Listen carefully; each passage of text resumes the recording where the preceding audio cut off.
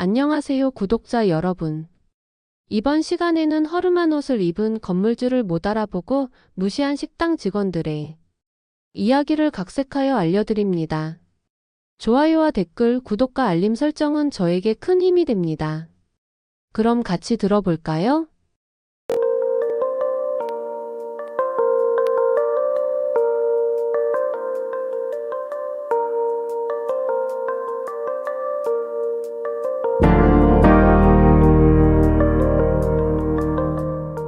작은 도시 외곽, 언덕 아래로 자리 잡은 번화한 거리. 그곳에는 이 지역에서 가장 잘 나가는 맛집으로 소문난 노엘 레스토랑이 자리하고 있었다. 낮은 건물들이 빼곡한 이 거리의 모던하고 세련된 분위기의 외관이 한눈에 들어오는 곳. 큰 통유리창 너머로 보이는 내부는 젊은 손님들로 가득 찼고 들려오는 웃음소리와 식기를 부딪히는 소음은 활기를 더했다. 레스토랑 바로 건너편 시장에선 사람들로 북적이는 가운데 등 굽은 한 할머니가 어깨에 낡은 천가방을 걸치고 걷고 있었다. 작고 왜소한 몸에 늘어진 가디건과 튼튼한 회색 운동화를 신은 그녀의 모습은 여느 할머니들과 크게 다르지 않았다. 오래 사용한 시장 가방 안에는 갓 사온 싱싱한 채소들과 떡 한 봉지가 자리 잡고 있었다. 할머니는 살짝 헐떡이며 작은 흰 손수건으로 이마에 땀을 닦아내더니 어디서 나는지 향긋한 냄새를 따라 레스토랑 입구로 눈길을 돌렸다. 식당 문 위로 걸린 세련된 간판에 적힌 노엘이란 글자가 눈에 들어왔다. 한동안 문 앞에 서서 안을 기웃거리던 할머니는 문을 열고 들어가기까지 망설였지만 묵직한 바람에 밀려 들어오는 음식 냄새가 도무지 발걸음을 돌리게 두지 않았다.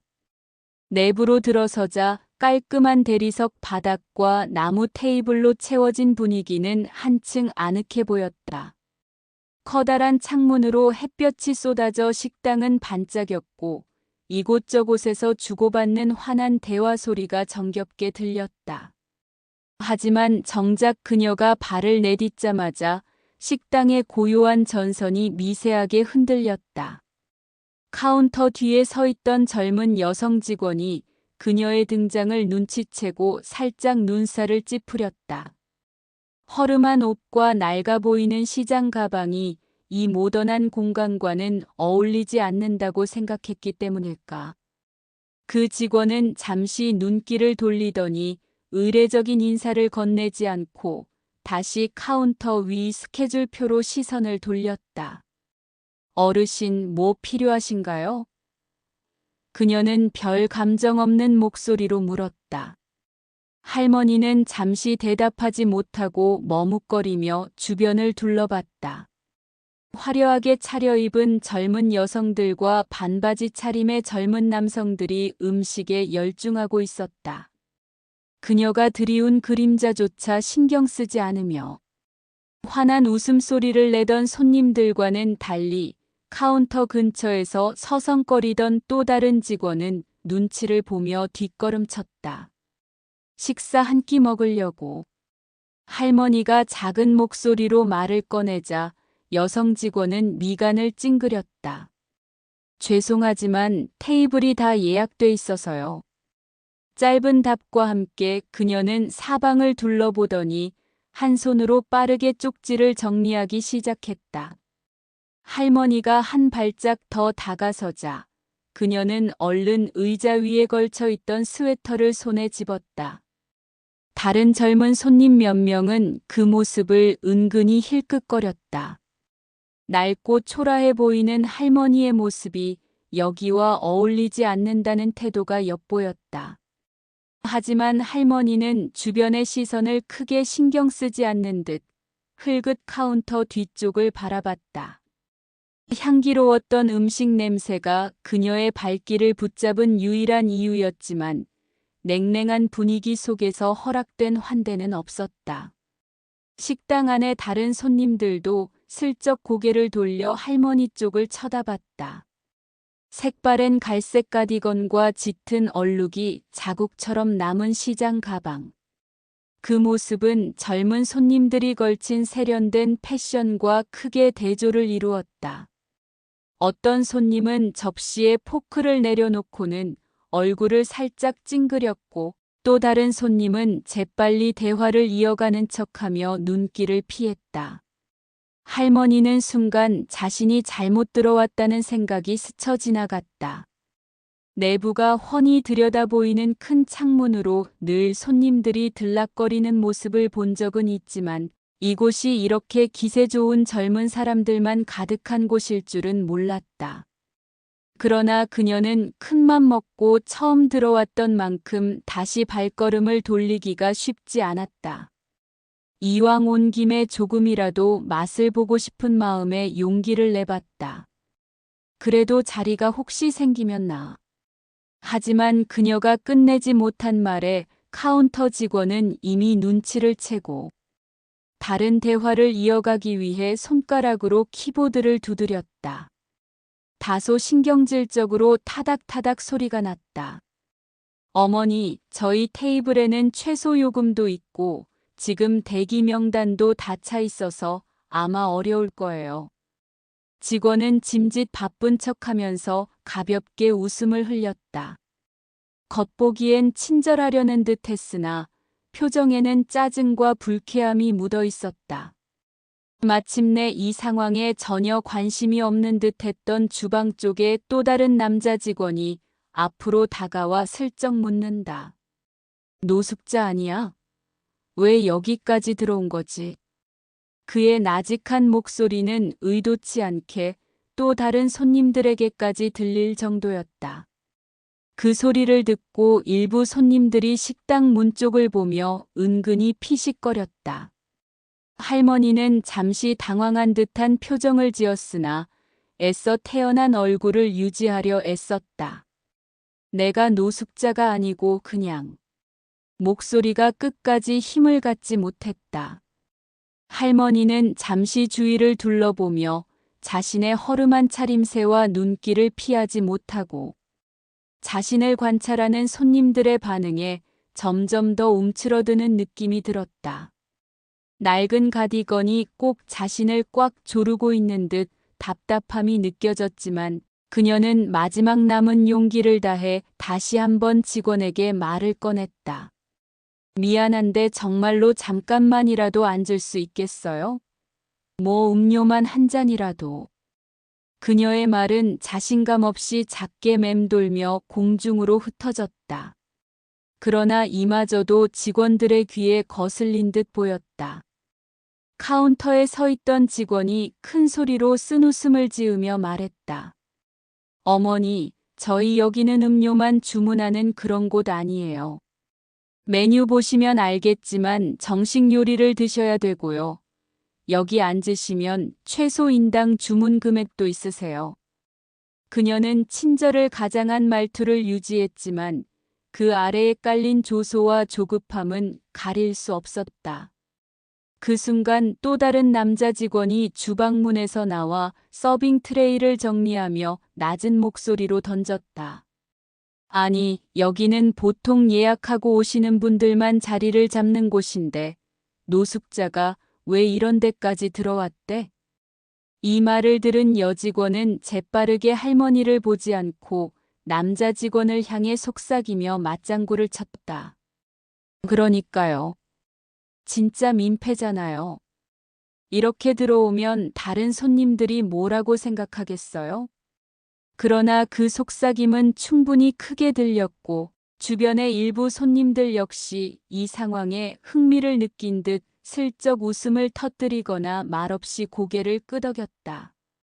할머니는 들리는 말들에 가슴이 답답해졌다. 자신이 뭔가 큰 잘못이라도 저지른 것 같은 기분이 들었다. 이런 반응은 생소하지 않았다. 그녀는 예전에도 허름한 차림새나 작은 행동들 때문에 사람들이 자신을 이상하게 본다고 느낀 적이 있었다. 하지만 지금 이 순간 온 식당 안의 시선이 자신에게 모여 있는 듯한 이 느낌은 도저히 견딜 수 없었다. 죄송한데요, 어머니. 여직원이 더 직접적으로 말했다. 이번엔 그녀의 목소리에 아예 참을성이 느껴지지 않았다. 여기 자리 좀 치워주시겠어요? 다음 손님들 기다리고 있어서요. 아직 음식을 안 시켰는데 할머니가 작게 중얼거렸지만 그녀의 말은 이미 상대에게 닿지 않았다. 여직원은 무시하듯 냉담하게 뒤돌아섰고 남자 직원은 트레이를 트는 척하며 다시 말한다. 진짜 민망하네요.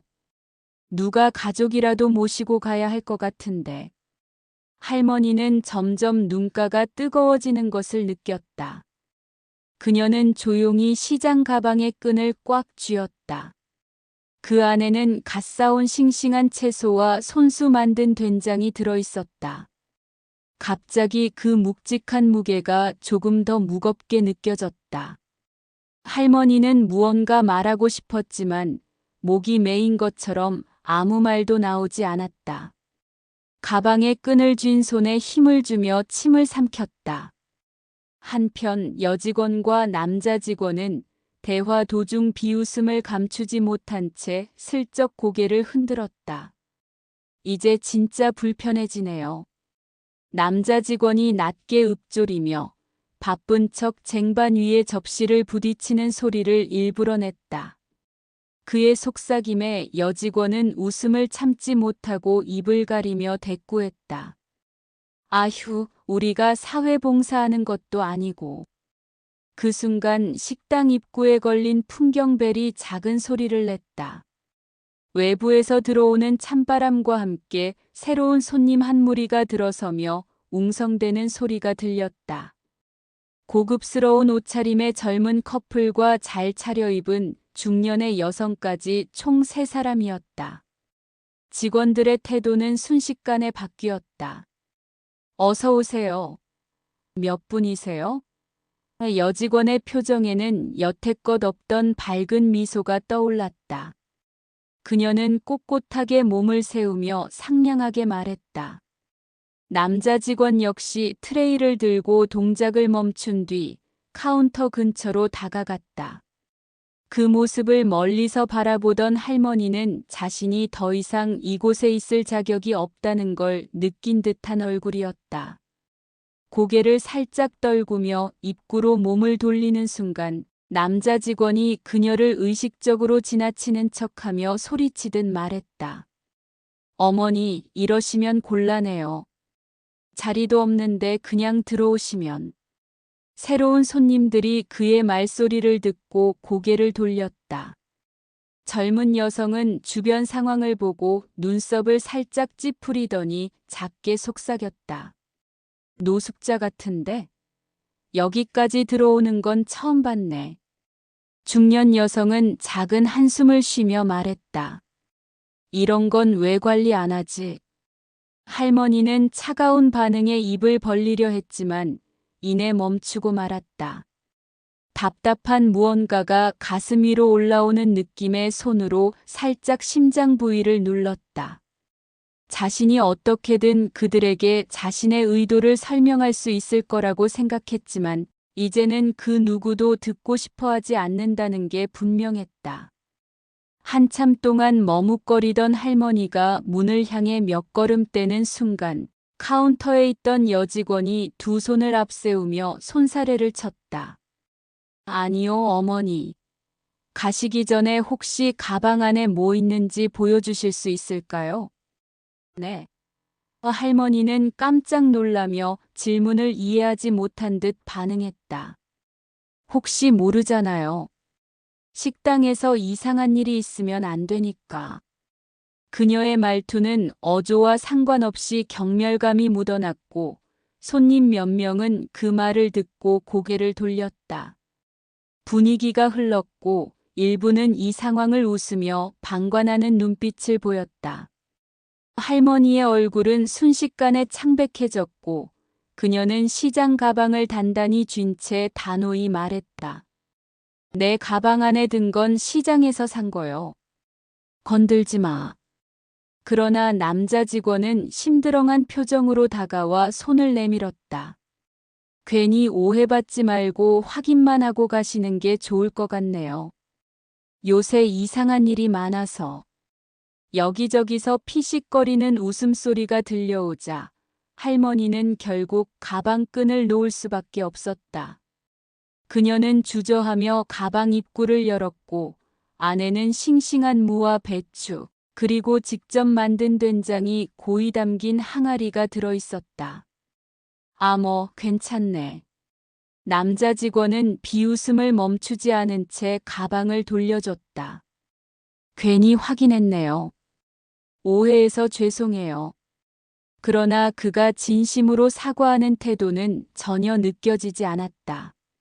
할머니는 끝내 아무 말도 하지 않은 채 느릿느릿 걸음을 옮기기 시작했다.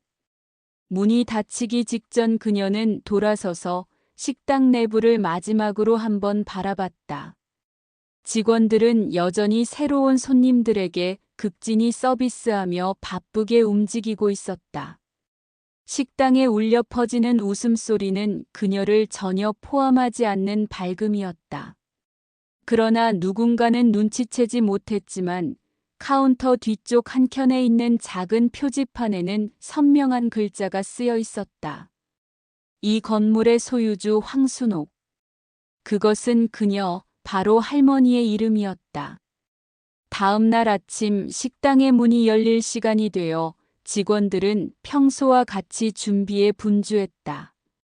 여직원은 유니폼을 차려입고 카운터에서 예약 목록을 정리하고 있었고, 남자 직원은 창문을 닦으며 주변을 정리하고 있었다. 어제 그 할머니 다시 오는 거 아니야?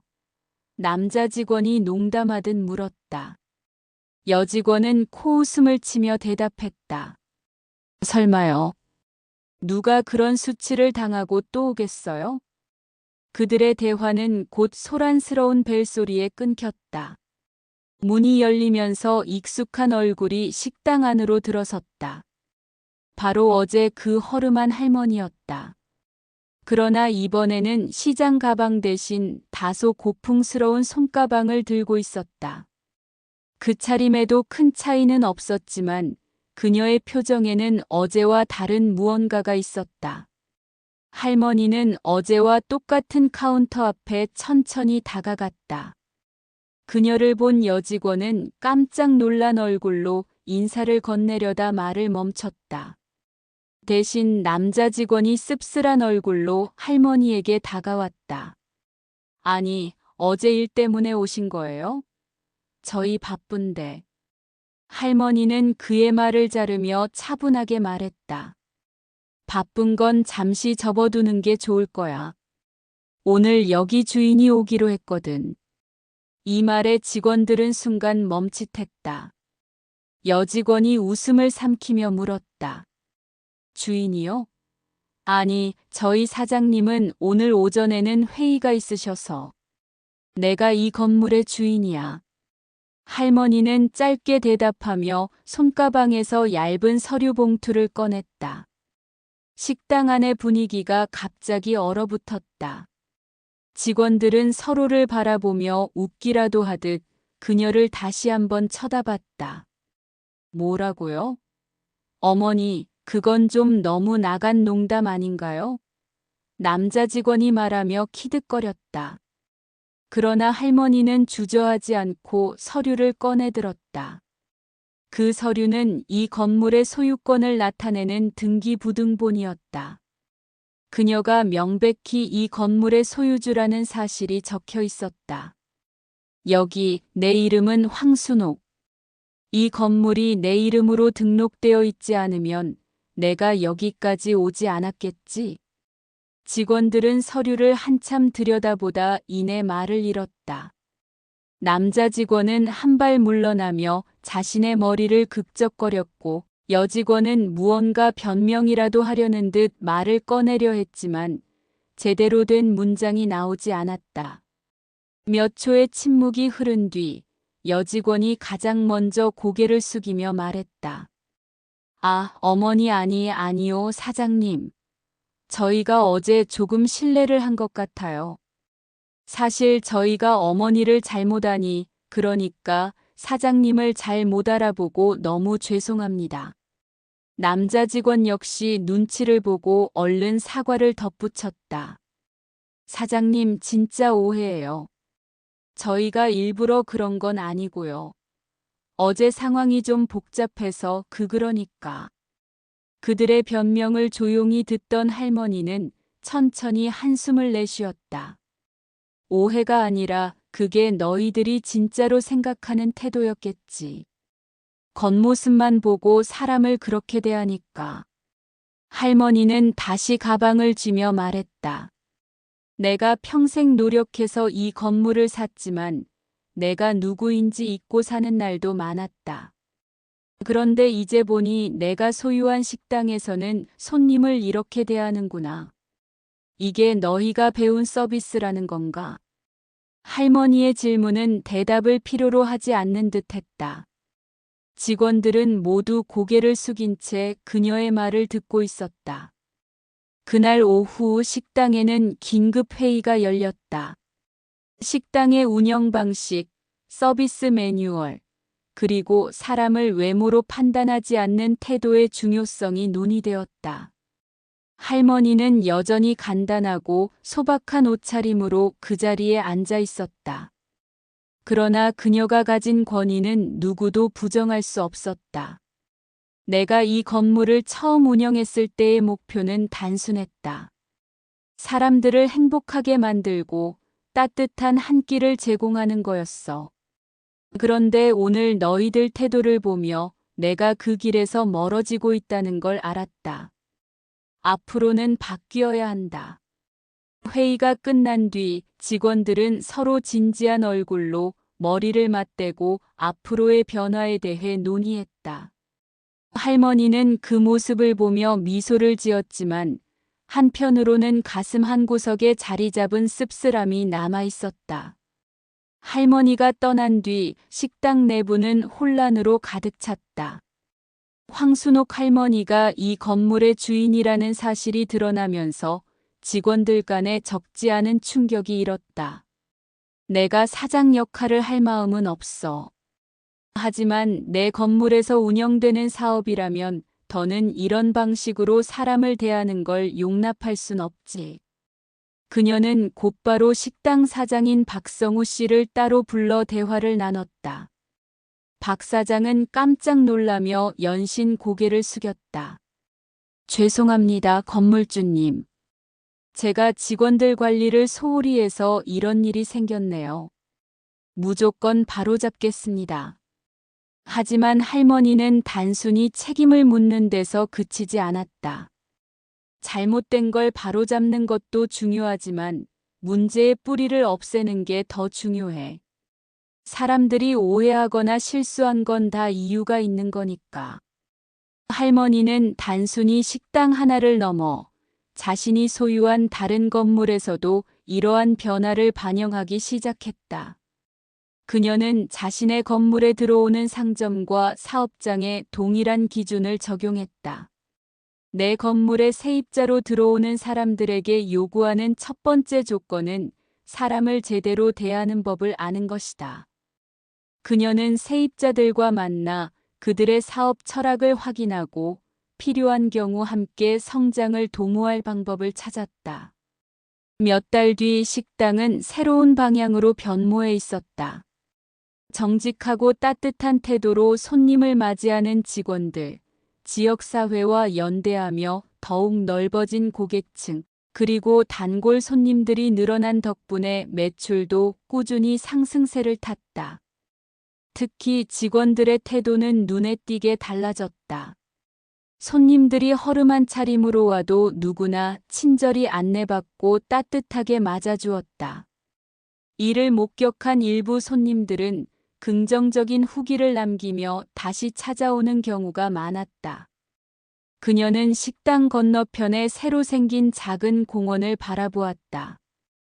이 공원은 그녀가 직접 지역사회와 함께 조성한 것으로 사람들에게 편안한 공간을 제공하기 위해 만든 또 다른 결단의 산물이었다.